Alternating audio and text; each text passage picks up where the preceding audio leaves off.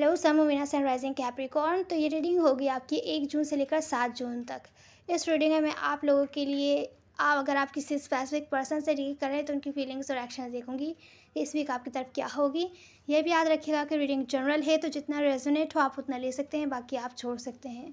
हो सकता है जिन कैप्रिकॉर्न्स की रिलेशनशिप्स लाइफ बहुत ज़्यादा अच्छी चल रही हैं उनसे रेजोनेट ना हो, तो जितना रेजोनेट हो उतना आप ले सकते हैं, बाकी आप छोड़ सकते हैं।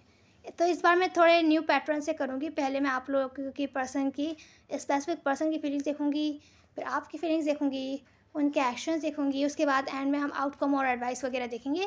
तो चलिए शुरू करते हैं। तो कैप्रिकॉर्न यहाँ पर कोई वेट कर रहा है। मुझे यहाँ पर आपके स्पेसिफिक पर्सन की फीलिंग्स में दिख रहा है कि कोई एक्शन तो नहीं ले रहे हैं पर वेट कर रहे हैं आपकी तरफ से किसी एक्शन कम्युनिकेशन का।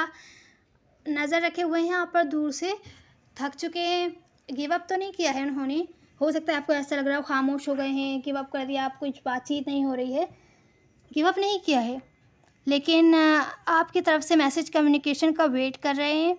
डिप्रेस्ड हैं, बहुत ज़्यादा डिप्रेस्ड हैं, क्लियर नहीं हैं, सिचुएशन क्लियर नहीं है, आपके बारे में क्लियर नहीं है कि आप क्या चाह रहे हैं इनसे, इनकी आपकी फीलिंग्स और एक्शंस क्या हैं इनकी तरफ, मतलब फीलिंग्स के और इंटेंशंस क्या हैं, एक्शंस नहीं। तो ये इनकी फीलिंग्स है कि वेट करेंगे आपका। आपकी जो फीलिंग्स है वो मुझे लग रहा है कि आप डिसाइड करना चाहते हैं कि आप इस कनेक्शन में और ज़्यादा इन्वेस्ट करना चाहते हैं, और ज़्यादा रहना चाहते हैं कि नहीं। कुछ केसेस में ऐसा हो सकता है ये आप पर डिपेंड होते हो फाइनेंशियली, इमोशनली, या तो फिर किसी और तरीके से डिपेंड होते हो, या तो फिर आप इन पर डिपेंड होते हो। तो आप डिसीजन लेना चाह रहे हैं कि आप और इस कनेक्शन में इन्वेस्ट करना चाहते हैं अपना टाइम एनर्जी, या तो फिर आप अपनी लाइफ के साथ आगे बढ़ना चाहते हैं। मुझे लगता है कि आप सिंगल तो नहीं रहना चाहते, आप इनके बारे में डिसीजन ले रहे हैं कि क्या आप इनको रीच आउट करेंगे, या तो फिर आप इनका वेट करेंगे, या तो फिर आप अपनी लाइफ पर ध्यान देंगे। यहाँ मुझे दिख रहा है हो सकता है इस वीक न्यू बिगैनिंग की अपॉर्चुनिटी दिख रही है। ये भी आपके साथ न्यू बिगैनिंग चाहते हैं और आप भी न्यू बिगैनिंग चाहते हैं, लेकिन पास्ट की बातों पर जो भी कॉन्फ्लिक्ट हुए हैं, बातचीत करके मामला सॉल्व होता हुआ नहीं दिख रहा है, जिसकी वजह से हो सकता है कोई इमोशनली डिस्कनेक्ट हो जाए फिर दोबारा से। अगर ये डिस्कनेक्ट हो गए थे पास्ट में, अगर ये वापस आते हैं, रीच आउट करते हैं, आप इनको रीच आउट करते हैं, अगर जो ये एक्सपेक्ट कर रहे हैं या आप जो एक्सपेक्ट कर रहे हैं वो नहीं मिलता, जो बातचीत करके पास्ट के कॉन्फ्लिक्ट्स पर फॉरगिव एंड फॉरगेट नहीं किया जाता, उन पर बातचीत नहीं होती और बातचीत करके मामले को सॉल्व नहीं किया जाता, तो कोई यहाँ पर मुझे इमोशनली डिस्कनेक्ट होता हुआ दिख रहा है, इस कनेक्शन में डिसइंटरेस्टेड दिख रहा है। और हो सकता है कोई किसी को रिजेक्ट भी करे क्योंकि वो स्टेबिलिटी चाहता है, कोई स्टेबल रिलेशनशिप ढूंढ रहा है जिसकी वजह से अपना पूरा टाइम लेगा उस स्टेबिलिटी के लिए, लेकिन ऐसे किसी कनेक्शन में इन्वेस्ट नहीं करना चाहता जहाँ पर स्टेबिलिटी नहीं है। तो कैप्रिकॉर्न ये तो ओवरऑल थी, तो ये आप भी हो सकते हैं, आपके पर्सन भी हो सकते हैं। आप बेहतर जानते हैं कि कौन क्या चाहता है, सिचुएशन आप अपने हिसाब से रिवर्स कर सकते हैं। जो आप एक्सपेक्ट कर रहे हैं ना अपने पर्सन से, वो ये है आप इनकी तरफ से अटेंशन चाहते हैं। आप चाहते हैं आपको अटेंशन दें, ये आपकी तरफ दौड़ते हुए आएँ, जो भी इनको बात बुरी लगी अच्छी लगी आपको डायरेक्ट मुंह पर बोलें, लेकिन गायब नहीं हो, खामोश नहीं हो जाएं। ये आपकी एक्सपेक्टेशन है इनसे।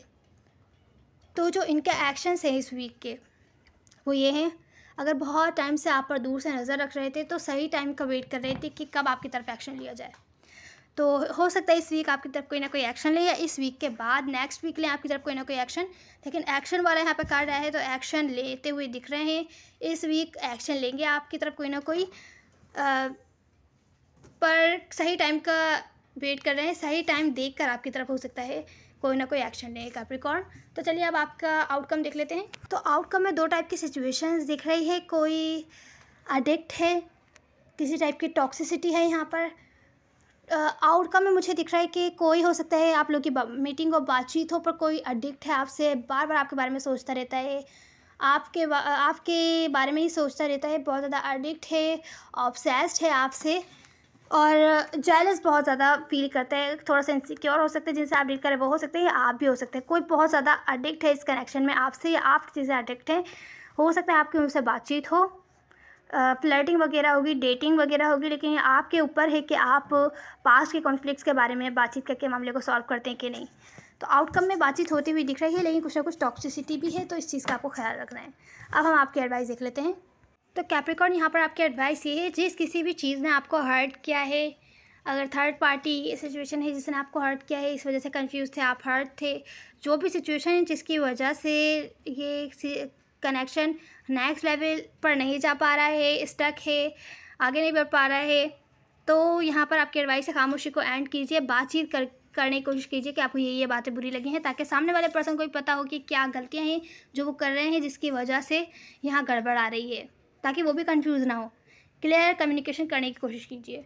यहाँ पर जो दूसरी मुझे आपकी एडवाइस दिख रही है वो ये है, अगर आप इनको मिस कर रहे हैं तो बेहतर होगा अपना ध्यान अवॉइड कीजिए, ध्यान कहीं और लगाइए, डिस्ट्रैक्ट कीजिए ख़ुद को, अपनी लाइफ पर के साथ आगे बढ़ने पर ध्यान दीजिए, क्योंकि सिचुएशन आपको डिप्रेस कर सकती है, क्योंकि सिचुएशन में क्लैरिटी नहीं है ना आपकी तरफ से या इनकी तरफ से। जब सिचुएशन क्लियर नहीं है, आप फिर भी मिस कर रहे हैं किसी को, तो बेहतर है वापस जाने के बजाय आगे बढ़िए, अपनी लाइफ के साथ आगे बढ़ने की कोशिश कीजिए, अपनी लाइफ पर ध्यान देने की कोशिश कीजिए।